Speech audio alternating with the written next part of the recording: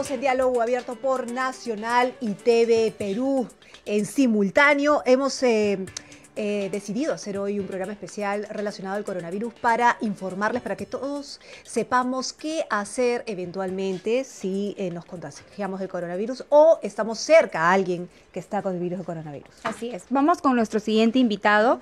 Es el doctor Luis Figueroa Montes, médico patólogo clínico y miembro de la Sociedad Peruana de Patología Clínica. Doctor, buenos días y gracias por estar con nosotras esta mañana. ¿Qué tal? Muchas gracias. ¿Cómo está?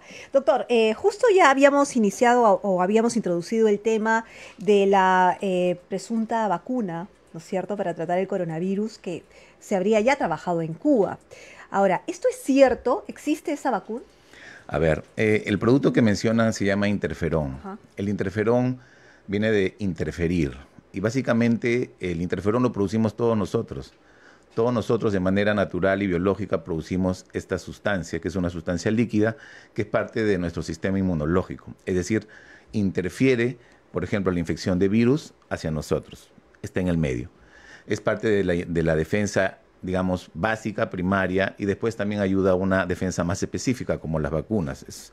Digamos, médicamente es parte de la inmunidad innata y de la inmunidad adquirida. ¿Pero qué significa? Que este interferón, cuando nosotros adquirimos el COVID-19, por ejemplo, disminuye en el organismo de manera significativa. Es decir, no ayuda justo a interferir entre la infección del virus y nuestra defensa. Es ahí donde este medicamento, porque es un producto biológico de alto costo, ayuda a que nuestros niveles de interferón se incrementen. Entonces, es parte del tratamiento actual que, por ejemplo, lo ha utilizado China para tratar a sus pacientes con la infección por COVID-19. Es decir, lo que aumenta son las propias defensas. Son proteínas que, por la misma infección, el mecanismo del virus hace que estas proteínas disminuyan. Entonces, artificialmente nos las van a ingresar con este medicamento. Ahora, no es una vacuna. No es una vacuna. Ahora, yo voy a alucinar un poquito. Este producto que ayuda a, digamos, a poner power a nuestras defensas, a nuestro interferón, ¿lo puede hacer la alimentación per se, por sí sola? No, en realidad son sustancias biológicas complejas que ayudan al proceso inmunológico. En nuestro sistema inmunológico, para ponerlo de una manera gráfica y elemental, imagínense que el cuerpo humano es un castillo enorme de la época medieval amurallado. Entonces, lo primero que vamos a hacer es identificar al enemigo. Vamos a imaginar que los enemigos son unos gigantes cíclopes. Entonces, inicialmente vamos a tirarle fuego, piedras, flechas, para tratar de contener. Eso es la inmunidad primaria, elemental, defendernos. El interferón en un inicio genera esa defensa. Pero después nos enteramos que son cíclopes y que su punto débil es el ojo. Entonces vamos a avisar adentro francotiradores para que le den una flecha al ojo. Esa es una inmunidad ya adquirida. Y lo que posteriormente va a ser la vacuna, ¿no? O antirretrovirales o antivirales específicos para ese virus. Entonces el interferón ayuda en esas dos partes, pero es parte de nuestro sistema inmunológico. ¿Qué pasa? Las personas con edad, ya obviamente el sistema inmunológico por los años ya no tiene esa capacidad de respuesta que, por ejemplo, al inicio de nuestra vida. Es por eso que ellos son la población más vulnerable para infectarse por este virus. Ahora, no sé si usted habrá escuchado hablar de los factores de transferencia, que son unas pastillas que se toman también para elevar los niveles de defensas humanas. ¿Esto también podría funcionar? ¿Podría ayudar a una persona? Ya. Hoy en día, para empezar, la evidencia médica demuestra que no hay un tratamiento efectivo contra el coronavirus. Hacemos un tratamiento sintomático para los síntomas, hacemos un tratamiento del soporte respiratorio para los pacientes que hacen una presentación grave, y ahí quisiera detenerme un instante. Actualmente, por ejemplo, el tratamiento de este interferón es de alto costo. Son medicamentos que costarían... ¿Cuánto costaría, por ejemplo? Para tener Bueno, una idea. por ejemplo, para tener una idea, los medicamentos que se utilizan, o esta es parte de lo que se conoce como terapia biológica o producto biológico, por ejemplo, para las pacientes con cáncer de mama u otro tipo de enfermedades que usan este tipo de tratamientos, las ampollas, por ejemplo, están entre 5.000 y 10.000 soles, una dosis. Entonces, estos pacientes van a necesitar bastantes dosis. Entonces, imagínense, se gastaría bastante. El costo per se nada más de los test de laboratorio actualmente tienen un costo también importante.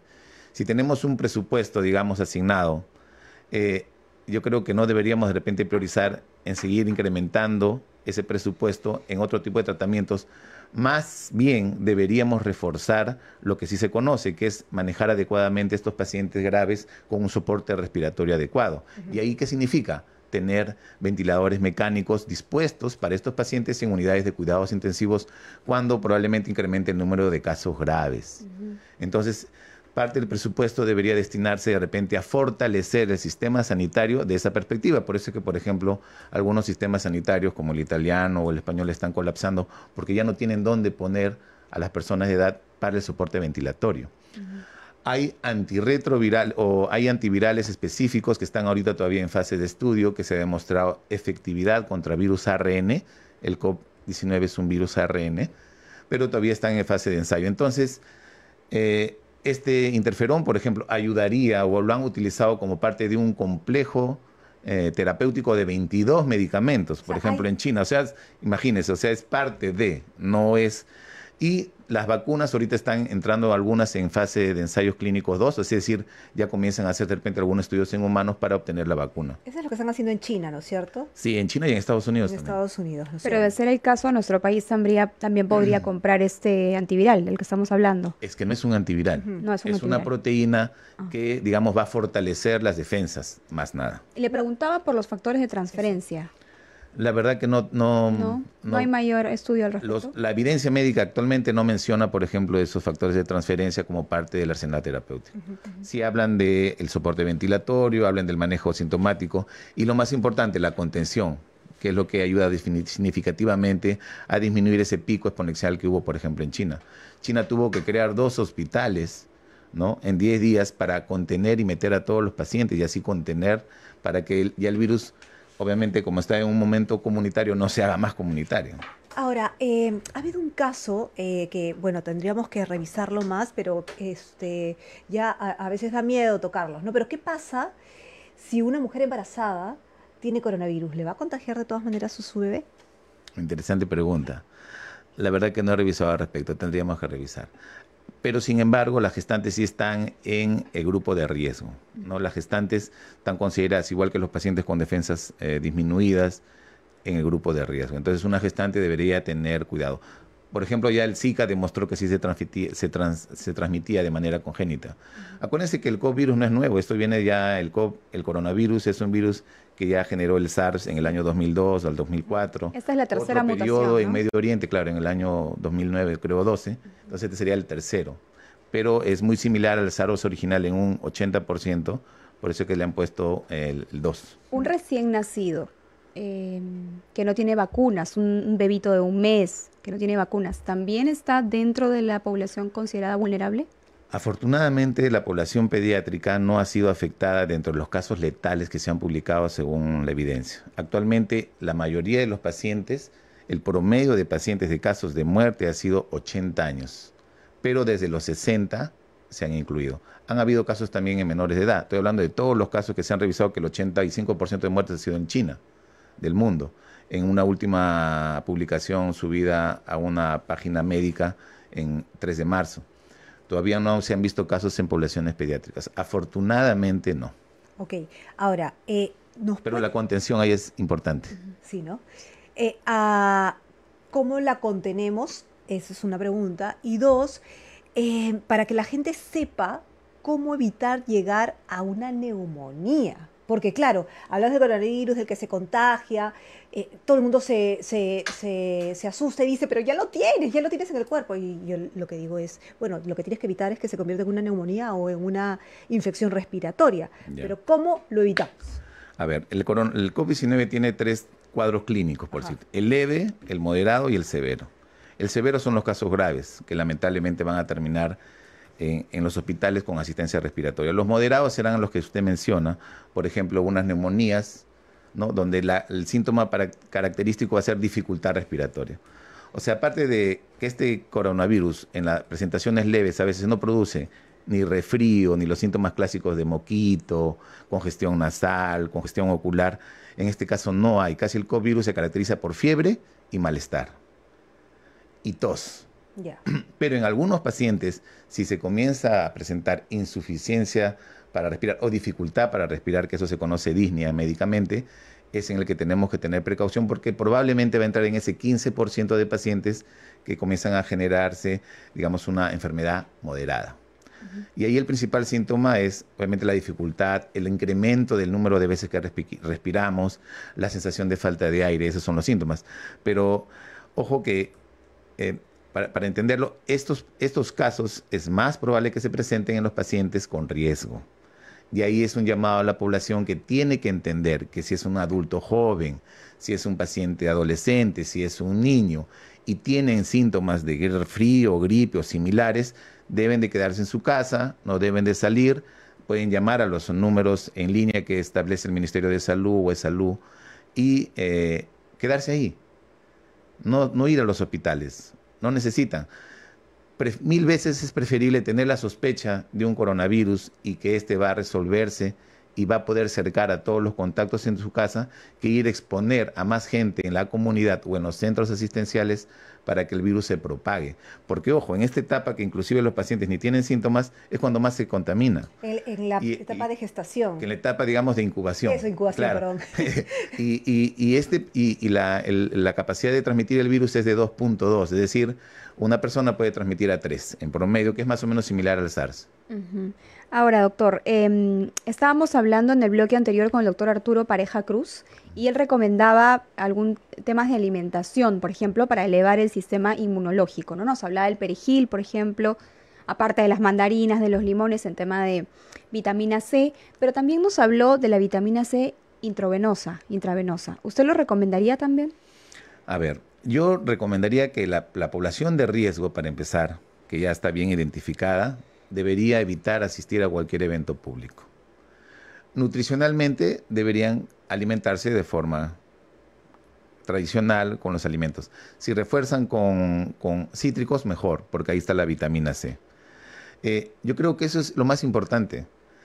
El darle vitamina C endovenosa significa que algún personal sanitario tendrá que ponérselo, porque los pacientes no van a saber ponérselo. Entonces, probablemente tendrán que ir a un médico, a un centro médico para que le pongan. Entonces, si el paciente mejor está en su casa, tranquilo, en este periodo, entre comillas, de cuarentena, por eso justo se han suspendido las clases para que los niños estén en casa, no estén paseando. Ayer, por ejemplo, había una noticia que estaban las playas llenas. En la playa, sí. Entonces, eso no conversa mucho con lo que el Estado está, las medidas que está tomando el gobierno para contener el virus, ¿no? Y esa es la idea, ese es el mensaje, que el virus no tenga ese crecimiento que ha tenido, por ejemplo. Ahora, hay un tema también importante, la pirámide poblacional nuestra es diferente a la europea, ¿no? Acá tenemos una base donde también hay población joven, niños, allá es adultos mayores, entonces hay mayor riesgo de que este virus se haya podido, digamos, diseminar de una manera más rápida y contagiosa, ¿no? Aquí justo tengo la noticia que más o menos le comentaba, que en Reino Unido se ha reportado el contagio de COVID-19 a un bebé recién nacido. Es probable. Claro, ahora, acá tenemos que entender que los pacientes que tienen inmunosupresión, es decir, que tienen una respuesta inmunológica deficiente, van a tener. Si tenemos niños que nacen con alguna deficiencia inmunológica, como inmunodeficiencias primarias o secundarias, que justo se diagnostican en estas edades, son pacientes que van a estar en riesgo. Si tenemos niños con anemia.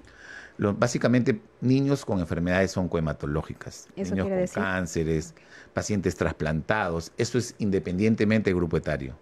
Son pacientes que deberían tener cuidado, deberían estar en sus casas y evitar exponerse a eventos públicos, ¿no? O donde haya mucha gente. Por ejemplo, Paraguay ya ha tomado la decisión de que en el transporte público todos estén sentados y no parados. Imagínate el metropolitano, ¿no? Las nebulizaciones. ¿En dónde entran a tallar las nebulizaciones? Las nebulizaciones son tratamientos que se utilizan para pacientes que tienen algún tipo de obstrucción bronquial, generalmente asmáticos, o pacientes que tienen algún tipo de obstrucción, y son ambientes específicos.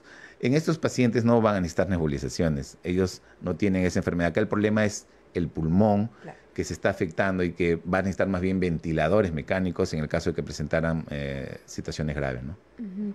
Ahora, se han tomado medidas importantes como por ejemplo la restricción de vuelos procedentes de Europa o de Asia, pero la pregunta que se hace mucha gente es, ¿debería extenderse esto a otros países también? Es decir, por unos días al menos no recibir ningún tipo de viajes, digamos, a Perú. Digamos ni que, salir. los casos importados que se han identificado primero en los casos positivos en nuestro país son todos de Asia y de Europa, ¿no? Entonces, si usted ve todavía en la región, el número de casos positivos va incrementando lentamente. En el caso de Perú ha incrementado de manera importante. Es una decisión que tendría que tomarlo el Estado, ¿no?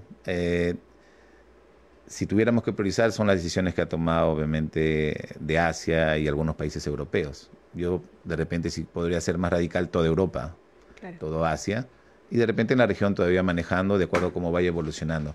Recuerden que la idea es que esto ya no siga avanzando y no se haga comunitario. Por eso le pregunto, porque hay casos aquí, hay casos en Estados Unidos, hay casos en... Entonces, Y la esos curva vuelos todavía se están dando. Claro, y la curva es que sigue eso incrementándose. Pero si se toman las medidas de contención en los aeropuertos, eso va a ayudar a que se identifique rápidamente y que estos pacientes efectivamente estén en cuarentena Pero hay un y que tema no estén caminando por ahí. que también se puede sacar la vuelta. Por ejemplo, si alguien está viniendo de España, no puede entrar al Perú, ¿no es cierto? Pero se va a Ecuador, pues. Y en Ecuador sí puede entrar al Por eso Perú. ahí el migraciones tiene que cumplir un rol fundamental en esta contención de la enfermedad. Como ustedes ven, es